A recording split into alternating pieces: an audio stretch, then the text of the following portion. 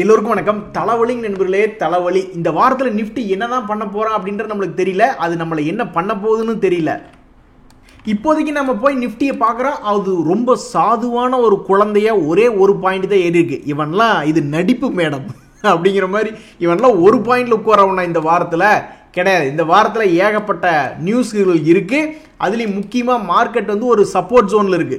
இங்கிருந்து சப்போர்ட் எடுத்து மேல் நோக்கி ஏறுற மாதிரி இருந்தாலும் 400 பாயிண்ட் வாய்ப்பு இருக்கு. பிரேக் டவுன் ஆகி கீழே போனாலும் ஒரு 800 பாயிண்ட் இறங்குறதுக்கு வாய்ப்பு இருக்கு. ஸோ பிரேக் டவுன் சப்போர்ட் எடுக்கிறானா இல்லை மேலே போறானா அப்படின்றத பொறுத்து இருந்து பார்க்கணும். மார்க்கெட் என்ன பண்றானே தெரியாம இருக்கக்கூடிய இந்த நேரத்தில் நீங்க மற்றவங்களுடைய தவறுகள்ல இருந்து நீங்க கத்துக்குங்க. நீங்களே தவறு பண்ணி கத்துக்கிற மாதிரி இருந்தால் பணம் போயிடும். ஒரு உதாரணத்துக்கு நிறைய பேர் என்ன சொல்றாங்க, நான் லோன் எடுத்து நஷ்டம் பண்ணிட்டேன், இனி இன்ட்ரெஸ்ட்டையும் சேர்த்து கட்ட வேண்டியதா இருக்கு அப்படின்ற மாதிரி சொல்றாங்க. சில பேர் இன்ட்ராடே ட்ரேட் பண்றவங்க என்ன பண்றாங்க, நான் ரிஸ்க் மேனேஜ்மெண்ட் ஃபாலோ பண்ணல, அதனால எனக்கு லாஸ் ஆகி போச்சு அப்படின்றாங்க. அப்ப அவங்களுடைய மிஸ்டேக்ல இருந்து நம்ம என்ன கத்துக்கிறோம்னா, லோன் எடுத்து மாட்டிக்க கூடாது, ரிஸ்க் மேனேஜ்மெண்ட் ஃபாலோ பண்ணாம இருக்க கூடாது. அதே மாதிரி சில பேர் என்ன சொல்றாங்க, நான் 1 வருஷம் 2 வருஷம் வெயிட் பண்ண கடைசியில் பார்த்தா எப்படியோ ஒரு 3 வருஷம் கழிச்சு லாபம் வந்துருச்சு அப்படின்றாங்க. ஸோ போட்ட உடனே எது விளைஞ்சு நெல்லா மாறாது. அதுக்கே 90 நாள் 100 நாள் அப்படின்ற மாதிரி டைம் கொடுக்க வேண்டியதா இருக்கு. அதனால ஷேர் மார்க்கெட்டுக்கு ஒரு 3 மாசத்துல இருந்து ஒரு 3 வருஷம் டைம் கொடுக்காம நம்ம ஜெயிக்க முடியாது. அதே மாதிரி என்ட்ரிக்கு ஏதாவது ஒரு ஸ்ட்ராட்டஜி வச்சுக்கணும், எக்ஸிட்டுக்கு ஒரு ஸ்ட்ராட்டஜி வச்சுக்கணும். நம்ம ஏன் உள்ள போனா ஏன் நம்ம வெளியே வராமட்டோம் அப்படின்ற மாதிரி எந்த விதமான கிளாரிட்டி இல்லை அப்படின்னா அப்புறம் அது கும்பா குட்டி தான்.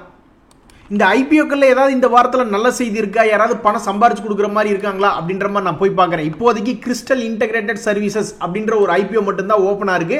அவன் வந்திருக்கிற பிரைஸ் வந்து 715 ரூபா. இப்படி 715 ரூபாய்க்கு வந்தாலும் அவனுடைய கிரே மார்க்கெட் பிரீமியம் என்ன சொல்லுதுன்னா, ஏதோ பரவாயில்ல, மார்க்கெட் இப்போ கொஞ்சம் இன்னைக்கு ஓப்பனிங் ஓரளவுக்கு பரவாயில்ல அப்படின்றதுனால இன்னைக்கு க்ளோஸ் ஆக வேண்டிய நாள் இந்த நாளில் ஏதோ ஒரு 9% அப்படின்ற மாதிரி இப்போதைக்கு காட்டுறான். ஒரு 15% அல்லது ஒரு 20% காமிச்சிருந்தானா ஓரளவுக்கு நல்லா சேஃபாக இருந்திருக்கும். எது எப்படியோ இது ஒரு சுமாரான ஐபிஓவா தான் இப்போதைக்கு தன்னை காமிச்சுக்கிறான். நண்பர்களே, சில முக்கியமான ஷேர்களுக்கு இந்த வாரம் முக்கியமான நியூஸ் இருக்கு அப்படின்ற மாதிரி வகையில் இந்த மணப்புரம் ஃபைனான்ஸ் வந்து ஜெஃப்ரிஸ் அப்படின்ற ஒரு பெரிய புரோக்கரேஜோட இன்னைக்கு மீட்டிங் போடுறாங்க. நாளைக்கு பணம் ரைஸ் பண்றதை பத்தி ஒரு போர்டு மீட்டிங் போறாங்க. நான் இவனை காலையில் வாட்ச் பண்ணிக்கிட்டே இருந்தேன். தற்சமயத்துக்கு இப்போ ஒரு 1.5% கீழே 166 வரைக்கும் போனவன் 168 ட்ரேட் ஆயிட்டு இருக்கான். இந்த பிடிஎல் அப்படின்ற ஒரு ஷேர் அவங்க ஏதோ இன்ட்ரீம் டிவிடெண்ட் கொடுக்குறாங்க, ஸ்பிளிட் அப்படி இப்படின்ற மாதிரி சில நியூஸ்கள் வந்துட்டு இருந்தது. அந்த நியூஸ் என்னைக்கு நம்மளுக்கு வெளியாகுன்னா 21.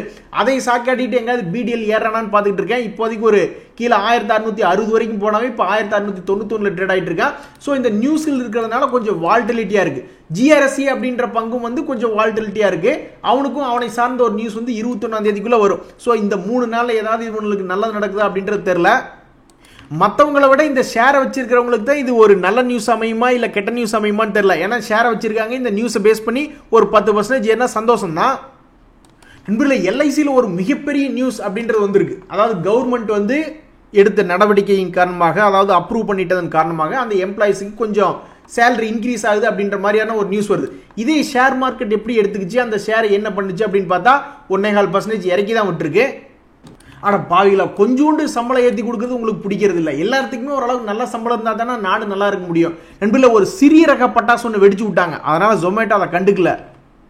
இன்னைக்கு பார்த்தா பிளாட்டா தான் இருக்கா, 20% ஏறி இருக்கான். மேலோட்டமாக பார்த்தா இந்த நியூஸ் வந்து ஏதோ ஒரு பெரிய பயம் உருவாக்குற மாதிரி இருக்கும். என்னது, அவங்களுக்கு ஜிஎஸ்டி நோட்டீஸ் வந்திருக்கு அப்படின்னு பார்த்தா கடைசியில் பார்த்தா அது ஒரு சிறிய ரக பட்டாசா போயிடுச்சு. கையிலே வச்சு அந்த பட்டாசை வெடிச்சுக்கலாம் அப்படின்ற மாதிரி வெறும் 8.5 கோடிக்கு தான் ஜிஎஸ்டி நோட்டீஸ் வந்துச்சு அப்படின்ற ஒரு காரணத்தினால அவன் பாட்டுக்கு நல்லா பிளாட்டா ஜாலியாக தான் இருக்கான். நண்பர்களே, எப்படி பிடிக்கிறாங்க பாருங்க அனலிஸ்ட்டுங்க. அதாவது நான் மீடியாக்களில் பார்த்துக்கிட்டு இருந்தேன், ஓரளவுக்கு மூவ்மெண்ட் இருக்கக்கூடிய பங்குகள் அப்படின்ற மாதிரி நான் படிச்சுக்கிட்டு இருக்கீல. அதில் ஹெச்டிஎஃப்சி ஏஎம்சி அப்படின்ற ஒரு ஷேர் பார்த்தேன். அதாவது இப்போ ஏஎம்சி கம்பெனிகள் வந்து ஒவ்வொருத்தராக அவங்களுடைய ஸ்ட்ரெஸ் ரிசல்ட் அப்படின்றது வெளியிட்டு இருக்காங்க. அப்போ சில ஏஎம்சிகள் நல்லா இருக்கலாம், சில ஏஎம்சிகள் சுமாராக இருக்கலாம், அப்படி இப்படின்னு நிறைய விஷயங்கள் இருக்கு. அப்போ எப்படி நியூஸ்களை பேஸ் பண்ணி ஸ்டாக்குகளை வந்து கணிச்சு பார்க்குறாங்க பாருங்க. ஒரு உதாரணத்துக்கு இப்போ ஹெச்டிஎஃப்சி ஏஎம்சி அப்படின்றது -2% இருக்கான். பட் இந்த நியூஸ் முடிஞ்சதுக்கப்புறம் என்ன ஆகும், இப்படி தான் ஒரு தடவை 1600 ரூபாயில் இருந்தான். அப்போ வந்து செபியினுடைய நியூஸ் ஒன்று வருது, இவங்களை கண்ட்ரோல் பண்ண போறது இல்லை, அதாவது இனிமேல் மேற்கொண்டு ஏதாவது அவங்களுடைய இன்கம் வரக்கூடிய எக்ஸ்பென்ஸ் ரேஷியோவில் ஏதாவது தகவல் வருமா அப்படின்னு பார்த்துக்கிட்டு இருந்தாங்க செபி மீட்டிங்ல. ஒன்றும் வரல அப்படின்ற ஒரு நியூஸ் வந்துச்சு. உடனே அங்கிருந்து 1700 ரூபாயிலிருந்து 3700 ரூபா வந்துட்டான் இந்த ஹெச்டிஎஃப்சி ஏஎம்சி. இந்த ஆதித்யா பிர்லா ஏஎம்சியுமே கடந்த ஒரு வருஷத்துல பார்த்தீங்கன்னா 355 ரூபாய் ரேஞ்சில் இருந்து 479 ரூபா வந்துட்டான். இப்போ இதுகளுக்கு நியூஸ் வருது. அதனால இந்த ஹெச்டிஎஃப்சி ஏஎம்சிலயோ அல்லது மற்ற ஏஎம்சி கம்பெனிலயோ பாசிட்டிவ் நெகட்டிவ் இருக்குமா, வால்டிலிட்டி இருக்குமா அப்படின்ற மாதிரி அதை கணிச்சு மீடியாக்கள் செய்திகள் போடுறாங்க பாத்தீங்களா. அட பாவிங்களா, ஆர்விஎன்எல் ஒரு ஷேர், அதுக்கெல்லாம் வந்து ஏதாவது ஒரு லெட்டர் ஆஃப் அக்செப்டன்ஸ், அதாவது ஆர்டர் கிடைச்சிருச்சு அப்படின்ற ஏதாவது நியூஸ் வந்துச்சுனாக்கா அவனுக்கு பாட்டுக்கு பரப்பானுங்க. ஆனா இப்போ பூனே மெட்ரோ ரயில் ப்ராஜெக்ட்ல இந்த ஆர்விஎன்எல் அப்படின்றதுக்கு ஒரு ஆர்டர் கிடைச்சிருக்கு அப்படின்ற ஒரு நியூஸ் வருது. ஆனா அவன் மொத்தம் ஏறுனதுன்னு பார்த்தா 1.25 ரூபா தான். ஒரு காலத்தில் இப்படியெல்லாம் ஆர்டர் கிடைச்சது நியூஸ் வந்துச்சுன்னா அவனை பார்த்துக்கு 5% 10, அது எப்போவோ ஆர்டர் முடிக்க போறான், இருந்தாலும் 10% ஏற்றி விடுவாங்க. இன்னைக்கு அதுல எந்த விதமான முன்னேற்றமும் இல்லாம இருக்கு. இந்த HAL அப்படித்தான், அந்த 25 டார்னியர் அப்படின்ற ஒரு ஏர்கிராஃப்ட் அப்கிரேட் சம்பந்தப்பட்ட ஒரு நியூஸ் வருது, 2890 கோடி மதிப்பிலான ஆர்டர் வருது அப்படின்ற சமயத்திலும் இந்த HAL வந்து ஓகே ஜெயிச்சுக்கிட்டே இருந்து என்ன பண்றது அப்படின்ற மாதிரி ஸ்லோவா தான் இருக்கான். அட பாவீங்களா, என்னங்க ஆச்சு உங்களுக்கு, ஷேர் மார்க்கெட்ல டிமாண்டே வரமாட்டேங்குது அப்படின்ற மாதிரி இந்த இர்கான் இன்டர்நேஷனல் அப்படின்ற ஒரு ஷேருக்கும் வந்து ஒரு கம்பெனிக்கும் வந்து ஒரு 631 கோடி மதிப்பிலான ஒரு ஆர்டர் அப்படின்றது ஒன்று கிடைச்சிருக்கு.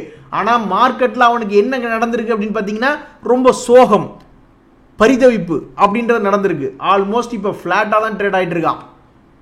சார் உங்க 2 பேர்த்த பத்தி தான் பேசிட்டு இருக்காங்க, அமைதியாக வந்துகிட்டு இருக்கீங்க அப்படின்ற மாதிரி இந்த ABFRL-ஓட இந்த TCNS கிளாத்திங் அப்படின்ற கம்பெனியை வந்து மெர்ஜர் பண்ணிக்கிறதுக்கு எக்ஸ்சேஞ்சுகள் இருந்து எந்த விதமான தடையும் இல்லை அப்படின்ற மாதிரி ஒரு நியூஸ் படிச்சுக்கிட்டு இருந்தேன்.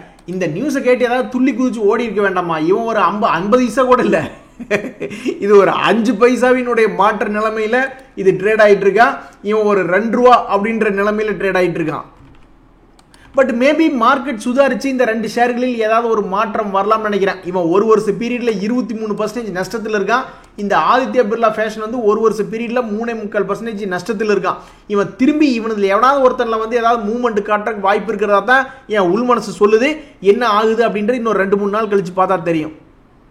நண்பர்களே, இந்த ICC செக்யூரிட்டிஸ் அப்படின்ற ஷேர் ஒரு நல்ல ஷேர் தான். இந்த நல்ல ஷேர் வந்து முதலீட்டாளருக்கு கடந்த ஒரு வருஷத்துல 66% சம்பாரிச்சு கொடுத்துருக்கான். இவன்லாம் ஒரு காலத்துல வந்து வெறும் 200 ரூபா ரேஞ்சில் இருந்தவன் இப்ப 727 ரூபாய் ட்ரேட் ஆயிட்டு இருக்கான். பட் இந்த ICC செக்யூரிட்டிஸ்ல என்ன ஒரு நியூஸ்கள் அப்படின்றது தொடர்ந்து இதுக்கு முன்னாடியே எல்லாம் வந்திருக்கு. இப்பவும் என்ன ஒரு நியூஸ் வருது அப்படின்னா, இந்த ICC செக்யூரிட்டிஸ் வந்து டீலிஸ்ட் பண்ணிக்கிறாங்க, அதை ICC பேங்கோட மெர்ஜ் பண்ணிக்கலாம் அப்படின்ற ஓட்டெடுப்புக்கெல்லாம் கூடிய விரைவில் அப்ரூவல் கிடைச்சிரும் அப்படின்ற மாதிரி இருக்கு. பட் இந்த நியூஸ் யாருக்காவது தெரிஞ்ச சொல்லுங்க, எத்தனை ஷேர் ICC செக்யூரிட்டிஸ் வச்சிருந்தா அவங்க நம்ம கிட்ட இருந்து பைபேக் பண்ணிக்கிறாங்க அல்லது ICC பேங்கோட மெர்ஜ் பண்றாங்க, ஏதோ ஒன்று, அதனுடைய தகவல் எவ்வளவு, பைபேக் பிரைஸா இருந்தா எவ்வளவு வரலாம் அல்லது ICC பேங்கோட மெர்ஜ் பண்ற மாதிரி இருந்தா என்ன ரேஷியோ அப்படின்ற தகவல் யாருக்காவது தெரிஞ்சுன்னா தெரியப்படுத்துங்க. பொதுவாக இது வரைக்கும் நடந்த விஷயங்கள்ல HDFC லிமிடெட் வந்து பெருசாக நம்மளுக்கு ஆதாயம் கொடுக்கலினாலும் டாடா குரூப்ல சில மெர்ஜர்ஸ் எல்லாம் நடந்தது, அதெல்லாம் நல்ல ஒரு லாபகரமான ரேஷியோல தான் இருந்தது. ஸோ இந்த ICC செக்யூரிட்டிஸும் ஒரு நல்ல லாபகரமான ரேஷியோல நம்மளுக்கு கிடைக்குமா அப்படின்றது பொறுத்து தான் பார்க்கணும். ஒரு படத்துல கவுண்டமணி அவர்கள் சொல்லுவார், பிச்சைக்காரனுக்கு பிச்சைக்காரனே செக்யூரிட்டி அப்படின்ற மாதிரி. இப்போ மீடியாக்கெல்லாம் சில நியூஸ்கள் பார்க்குறோம். என்ன நியூஸ் பார்க்குறோம்னா, இந்த எஸ் பேங்க் அப்படி எஸ் பேங்க் செக்யூரிட்டிஸ், அதை எஸ் செக்யூரிட்டிஸ்னு சொல்லணும். ஸோ அந்த எஸ் செக்யூரிட்டிஸ் அப்படின்றது வந்து பேடிஎம் அப்படின்ற ஷேர் வந்து 505 வரைக்கும் கூட போகக்கூடிய வாய்ப்பு இருக்கிறதா அவங்க கணிக்கிறாங்க. இதனால என்னாச்சுன்னா, வாட் அ மெடிக்கல் மிராக்கிள் அப்படின்ற மாதிரி பேடிஎம் ஷேர் ஒரு 5% மேலே ஏறிடுச்சு. என்னை பத்தி தானே சொன்னேன், இன்னும் நல்லா எடுத்து சொல்லுங்கயா அப்படின்ற மாதிரி பேடிஎம் ஷேர் இன்னைக்கு ஒரு +5% ஏறிடுச்சு. அதானி குரூப் ஸ்டாக்ஸ் எல்லாம் இன்னைக்கு ரொம்ப சுணக்கமா இருக்காங்க. அதானி என்டர்பிரைசஸ்லாம் கூட இன்னைக்கு ஒரு 2% காலி. இதுக்கு என்ன காரணம் சொல்றாங்கன்னா, அமெரிக்கால மறுபடியும் இந்த கம்பெனிகள் சம்பந்தப்பட்ட விசாரணைகள் போகுது அப்படின்ற மாதிரி ஒரு நியூஸ் வந்தோடனே பாவம் அதானி குரூப் ஸ்டாக்ஸ் எல்லாம் கும்பா படி விட்டாங்க. இந்த ஏசி அப்படின்ற ஷேர் யாராவது வச்சிருக்கீங்களா? பாவம் உங்க வாழ்க்கையில ரொம்ப சோகமா இருந்திருப்பீங்க. அதுக்கு காரணம் 840 ரூபாயிலிருந்து ஒரு நயகரா நீர்வீழ்ச்சி மாதிரி அப்படியே அவன் கீழே விழுந்துட்டான். ஸோ கீழே விழுந்துட்டு இந்த இடத்துல லேசா சப்போர்ட் எடுத்துட்டு ஒரு மாதிரி நின்று ட்ரேட் ஆகிட்டு இருக்கான். ஒருவேளை திரும்பி உங்களுடைய பாதி வேலை ஒரு 760 வந்துன்னா கூட உங்களுக்கு சந்தோஷமா இருக்கிறதுக்கு வாய்ப்பு இருக்கு. ஸ்டார் ஹெல்த் அப்படின்ற ஒரு ஷேர், வாழ்க்கையில் சில நேரங்களில் முடிவெடுக்கிறதுக்கு நம்ம ரொம்ப தயங்குவோம். ஸோ அது மாதிரி தான் இவனு வந்து ஆல்மோஸ்ட் ஒரு 4-5 மாசமாகவே நம்ம மேலே போகிறதா இல்லை கீழே போகிறதா, என்ன பண்ணால் இன்வெஸ்டர்களுக்கு தொந்தரவாக இருக்கும் அல்லது நல்லதாக இருக்கும் அப்படின்னு முடிவெடுக்க முடியாமல் திணறிக்கிட்டே இருக்கான். நீ ஒன்றும் முடிவெடுக்க திணற வேண்டாம், பேசாமல் ஒரு 700 ரூபா வந்ததுன்னா இந்த ஷேரை வச்சிருக்கிறவங்களுக்கு ஒரு லாபம். நண்பர்களே, நெட்வொர்க் 18 ஒரு ஷேர், அதாவது பெரும்பாலும் இந்த மாதிரி ஏறு முகத்தில் ஏதாவது ஒரு ஷேர்கள் இது வந்து சப்போர்ட் எடுக்கிறான்னா ஏறான். அப்படித்தான் இந்த சவுத் இந்தியன் பேங்க் கடந்த 2-3 நாட்களில் ஒரு 10% ஏறினான். இவன் பர்ஃபெக்டாக வந்து இவன் தொடல, ஒரு 80 ரூபா ரேஞ்சில் வந்து தொடல. பட் இருந்தாலும் ஒரு 85-86 ரூபாயிலே சப்போர்ட் எடுத்துட்டு லேசாக மேல் நோக்கி ஏற மாதிரி காட்டுறான். ஒருவேளை இவன் மறுபடியும் மேலே ஏறி அவனுடைய பழைய 130 120 தொட வேண்டாம், அட கடைசிக்கு ஒரு 100 ரூபா 105 ரூபா வந்துச்சுன்னா கூட பாவம் இந்த ஷேரை வச்சிருக்கிறவங்களுக்கு ஒரு சந்தோஷம் வரும். சரி நண்பர்களே, இன்றைய தகவலில் உங்களுக்கு உதயம் எனக்கு சந்தோஷம் தான். ரொம்ப நன்றி, வணக்கம்.